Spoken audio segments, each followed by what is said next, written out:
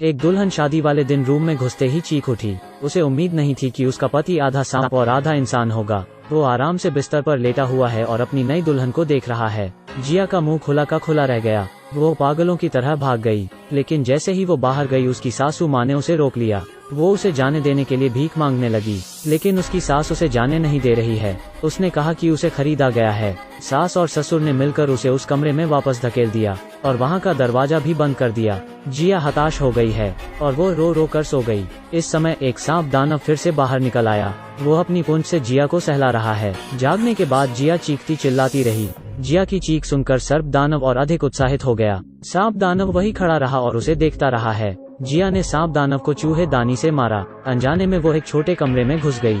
उसे एक लोहे की छड़ मिली और उसने खिड़की खोलने की कोशिश की, लेकिन वहां से निकलना मुश्किल है। लेकिन सांप दानव अभी भी पीछा कर रहा है। जिया काफी मुश्किलों के बाद वहां से भाग गई और जाकर एक आदमी से टकरा गई।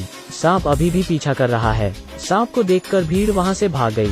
बस 2 गांव वाले उससे लड़ने की कोशिश करते हैं, लेकिन सांप दानव ने उसे वहीं मार डाला। सांप दानव को भगाने के लिए गांव वाले ने एक मशाल उठाई। अगली सुबह जिया अचानक से ही डर गई। वो थोड़ी सी बात में बस डर गई थी। दूसरी तरफ उसकी सास एक डब्बा लेकर सांप दानव के पास गई। उसने उसके टूटे हुए दिल को दिलासा दिया, लेकिन सांप दानव 40 साल से अकेला है।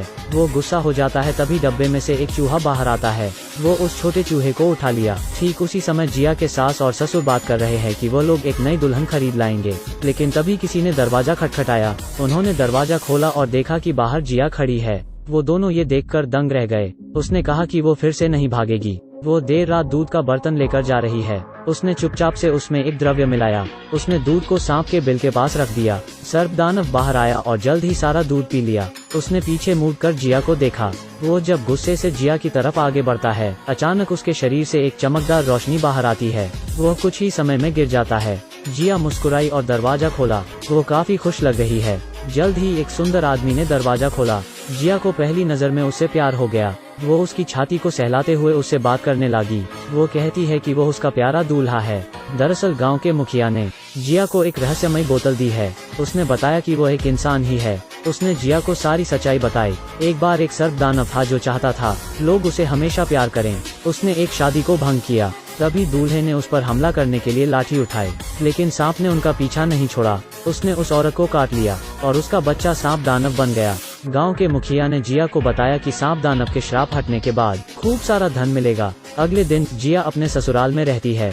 वो दोनों एक दूसरे की तरफ देखते हैं। वो अपने बेटे के लिए भोजन लेकर आई है। जिया डर जाती है और डब्बा लेकर कमरे में घुस जाती है, और जैसे ही वो अंदर घुसती है सर्प दानव उसको जकड़ लेता है। वो जानता था कि उसके साथ छल किया गया है। वो जिया को मारना चाहता है, लेकिन वो द्रव्य के असर के कारण बेहोश होकर गिर जाता है। जिया ने चुपचाप से सांप की खाल जला दी है। इसे सासू माँ ने भी देख लिया। उसने पिछली रात रखा दूध का पतीला भी देखा। उसे कुछ शक हुआ। वो सोचती है कि जिया ने उसके बेटे को मारने की कोशिश की होगी। वो फिर से उसके दूध के बर्तन में द्रव्य मिला देती है और सांप दानव वो दूध पी लेता है और सुंदर इंसान बन जाता है।